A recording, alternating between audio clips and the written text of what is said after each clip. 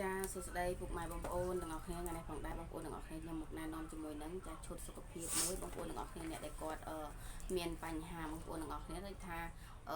ធ្លាក់សឬរោគស្ត្រីបងប្អូនណាចាហើយក៏ស្បែកយើងចាអត់ភ្លឺអត់ថ្លាបងប្អូនទាំងអស់គ្នាបែបថាមើលទៅស្បែកយើងអត់មានសំណើមអីចឹងបងប្អូនទាំងអស់គ្នាណាចាបែបថាធ្លាប់ប្រើเนาะចាលេបឬក៏ម្សៅអីមកជាច្រើនបងប្អូនណាចាអញ្ចឹងខ្ញុំមកណែនាំជាមួយនឹង M Secret បងប្អូនណា M Secret មានតួនាទីจะជួយលាងសម្អាតជាតិពុលនៅក្នុងឈាមដោយត្រង់តែម្ដងเนาะចារដូវមកមិនទៀងទាត់អីបងប្អូនទាំងអស់គ្នាណាចាបែបថាឈាមយើងរត់អត់ស្មើចាយើងលើសឈាមเนาะបងប្អូនទាំងអស់គ្នាចាក៏ឈាមយើងអត់ស្អាតเนาะញ៉ាំជាមួយនឹង M Secret ចាដែលផ្សំចេញពីផ្លែឈើចាតកូល Blackberry រហូតដល់ទៅ20មុខឯដល់បងប្អូនទាំងអស់គ្នាចាពេលយើងញ៉ាំពឹបបងប្អូនចាកាលណាតែយើងមានជាតិគីមីច្រើននៅក្នុងក្របឈាមរបស់យើងគឺវាលំមាស់បងប្អូនណាចាលំមាស់ក្តៅកាហាយតាមស្បែកចេញកទួលក្រហមបងប្អូនណាចាត្រឹម10នាទីចាបងប្អូនណាចាគឺបាត់ដែរបងប្អូនទាំងអស់គ្នាណាចាហើយជាមួយនឹង Holiday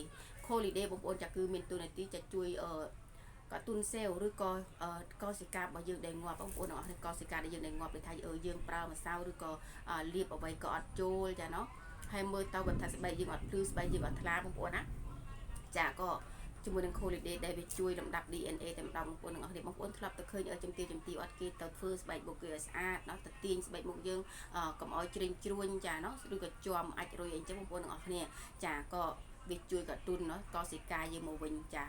គេហៅថាលំដាប់ DNA តែម្ដងបងប្អូនទាំងអស់គ្នាណាចាប្រភេទជាឆុងញ៉ាំដូចគ្នាបងប្អូនចាក្នុងមួយប្រអប់នេះគឺមាន10កញ្ចប់ចាជាមួយនឹង Holiday គឺមាន15កញ្ចប់បងប្អូនណាចាហើយអ្វីដែលសំខាន់ណាស់បងប្អូនទាំងអស់គ្នាណាចាអ្នកដែលគាត់បងប្អូនចាដើមទ្រូងយើងយាធ្លាក់ណោះដើមទ្រូងយើងយាធ្លាក់ដោយសារបំបៅកូនឬក៏